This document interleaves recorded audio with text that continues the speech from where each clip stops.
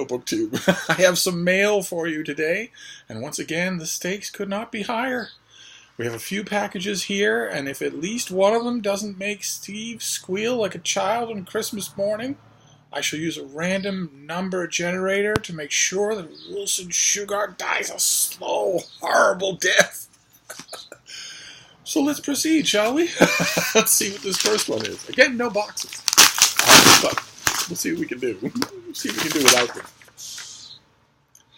Oh my. Oh goodness. All right. This is Harvard University Press. I think we are moving into the season where I will be getting Harvard autumn books. I think that will be moving up. This is an October book. This is by Dan Porat, and it's called Bitter Reckoning. Israel tries Holocaust survivors as Nazi collaborators. Yikes. Subject does not get more convoluted than that. Wow. Okay. From 1950 to 1972, the State of Israel held a series of trials to prosecute individuals for crimes committed against the Jews in Nazi Europe. The surprising twist to the story is that the accused were themselves Jews, former ghetto police or capos, camp functionaries, and barracks supervisors. For decades, the legal files and trial records in the state archives were unavailable. Only in 1999, with the passage of the Freedom of Information Act, did the state archives begin to release materials. And to this day, it shields the records of capo trials. Dan Porat examined approximately 40 trials in which the state accused Jews of aiding the Nazis, focusing in particular on 8 trials that exemplify the struggle to determine guilt in extraordinary circumstances. Wow. I don't envy this author trying to write a book on that subject. Good Lord. Okay.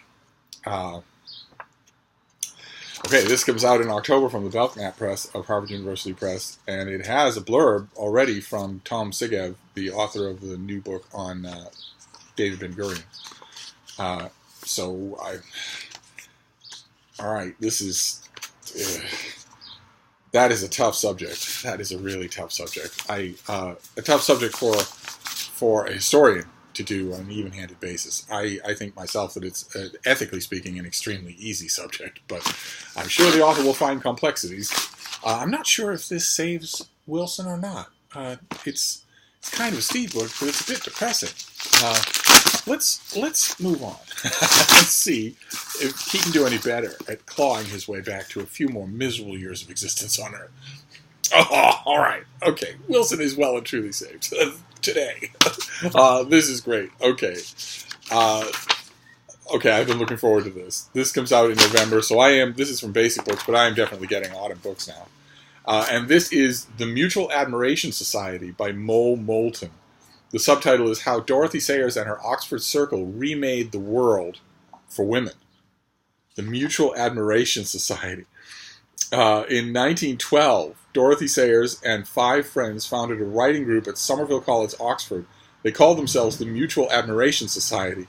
Smart, bold, and funny, these women were also sheltered and chaperoned, barred from receiving degrees despite taking classes and passing exams. But within a few short years, World War I rapidly expanded the rights and opportunities available to women, including the right to vote, access to professions. Then, in October of 1920, members of the Mutual Admiration Society returned to Oxford to receive full degrees, part of the first group of women to have this honor. Wow. Okay, and this is that story. This is the story of those women and that society and those times. Fantastic. Oh boy, I bet this gets reviewed in lots of places. So this comes out in early November. Wonderful. All right, so we are 2 for 2. I mean, Bitter Reckoning it's tough for me to crow about it, but I couldn't be more interested in it. So we're 2 for 2. So we'll move on here. Let's see what this next one is. A finished copy. Oh boy, fantastic. Okay, this is an August release. This is out already. This is by Anna Sherman, and it is wonderful. I've read it. It's The Bells of Old Tokyo. Meditations on Time and a City, with a blurb by Royal Tyler, the translator of The Tale of Genji. And more blurbs. Good Lord. What we got here? We saw this already, I think, on this channel. This is the finished copy. I loved it. Absolutely loved it. From 1632 until 1854, Japan's rulers restricted contact with foreign countries, a near isolation that fostered a remarkable and unique culture that endures to this day. In hypnotic prose and sensual detail, Anna Sherman describes searching for the great bells by which the inhabitants of Edo, later called Tokyo, kept the hours in the shogun's city. Through Sherman's journeys around the city and her friendships with the owner of a small, exquisite cafe who elevates the making and drinking of coffee to an art form, the bells of old Tokyo follows haunting voices through the labyrinth that is the Japanese capital, where we sometimes see it when Sean the Bookmaniac does his vlogs. Great. Well, I don't know. I will be reviewing this. I don't know where. I don't know exactly when. But I do strongly recommend it, especially for those of you who have been to Tokyo or are living in Tokyo, expats of any kind. It is a beautiful, beautiful book. Just beautifully done. Boy, oh boy, that's great. All right. Glad to have a finished copy. So we're doing fine. We're now 3 for 3. We have 2 more to go. There's no chance it'll be 5 for 5. But you never know. What is this next one? Oh, great. Oh, all right. I requested this. Okay, this comes out in November. Where are we going to put these things? We do not have the beans' full attention. She is busy staring at the street. This is what she does. She likes to perk up her ears passing dogs, perk up her ears passing pedestrians, all these people that she would scream at if she were outside. Let's see here. This is by Keena Roberts, and it is Wildlife. Dispatches from a childhood of baboons and button-downs, and that is certainly a photoshopped cover. That is 100% certainly a photoshopped cover. If you did that, anyone, little girl, old man, anyone, any human did that, they would be dead. Hippos don't put up with anything like that, and they act immediately, and they're very, very dangerous. So that. But anyway, this is a book about growing up in Africa. One of 2 this season. There's another one that I don't know that we've seen on this channel. It's quite charming. It's called Elephants in My Kitchen. Let's see here. 15 years ago, Mean Girls captivated us with the story of Katie Heron, a teenage girl who moved from Africa to her parents, with her parents to the suburbs of Chicago and was thrust into the high school world of social hierarchy. Okay, it didn't captivate me. For Keena Roberts, this was real life. This book is Roberts' funny, insightful, fish-out-of-water memoir about a young girl coming of age half in Botswana, half in a ritzy Philadelphia suburb. All right, and this comes out in mid-April. And I don't know, this is the advanced copy. I imagine it's going to be full of pictures. Yes, okay, it is full of pictures. All right, so the finished copy here would be... will probably be something. There's one chapter called The Hippo Situation is Grim. And that's the photo, and the caption is, "Hello, ladies." Oh, my. Hippos don't care, and they are big. They are big, and they are incredibly fast. There's basically, the rule in Botswana and other parts of Africa is don't approach any still body of water. Especially don't go in any rivers, of course. But even a still body of water, that's about the size of an American car, and you think, there's nothing around, I might like to go for a dip, don't do it. Don't do it. There might be a hippo at the bottom of that small pond of water, or there will almost certainly be a crocodile at the bottom of that small pond of water. You might think it's not big enough to hold them, or that they would make their presence known, but no, that's often the whole point. So, anyway, now we have the final package, and it is enormous. It could be multiple books. Oh no! It's not multiple books. Oh, what a way to end things. This is a Black Lizard anthology. The big book of, you're familiar with those. There's a series of Black Lizard anthologies called the Big Book of, and we saw one, the Big Book of Classic Fantasy Stories, and very often the Black Lizard, the Vintage Crime big books really live up to their name, because very often they are freaking enormous, and this is absolutely enormous. This is the Big Book of Real Murders, REEL. Stories that inspired great crime films. and it's edited. This is the advanced copy, but it's edited by the legendary Otto Penzler. That's what it's going to look like when it comes out in ponderably huge hardcover. Or maybe not. Oh no, this is going to come out as a trade paperback, a 1,200-page trade paperback for $30. But in this case, I mean, I always say that's highway robbery, but in the case of the big books, it's worth it. It really is. Nothing will repay your money better than having a solid shelf in your library of these big books on all the different things. The Big Book of Ghost Stories is incredibly well chosen. There's a Christmas volume of Christmas crime stories that you would think it's way too niche, but it was great. The one that got a lot of popular press was the volume on pulp fiction.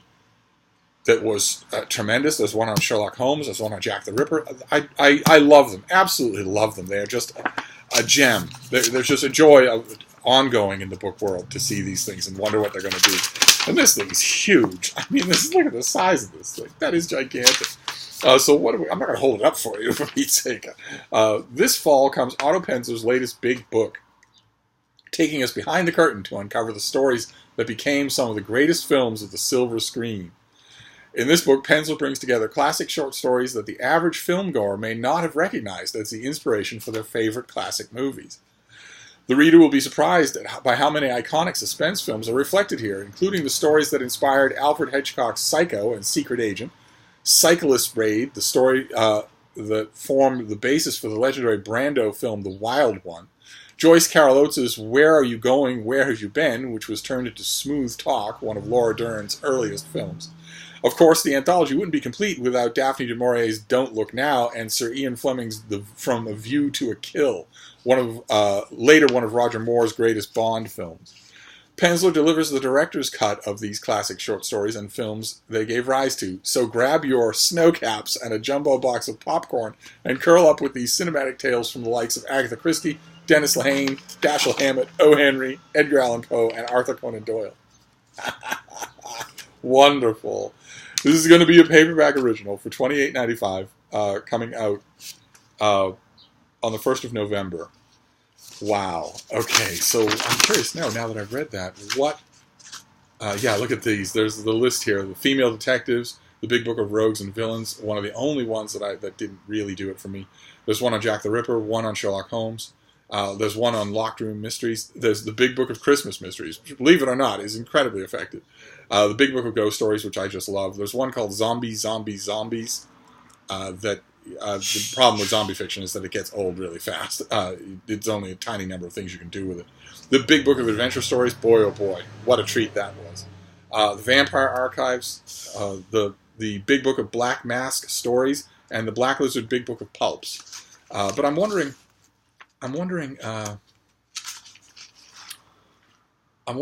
what the Sherlock Holmes story is. Oh boy, there's lots of Cornell Woolrich. Fantastic. Oh boy, look at that. There's at least half a dozen Cornell Woolrich, who's now largely forgotten, but is so good. He's just so good. I'm sorry, pardon the pause here. I just want to see which The Body Snatcher by Robert Louis Stevenson is in here.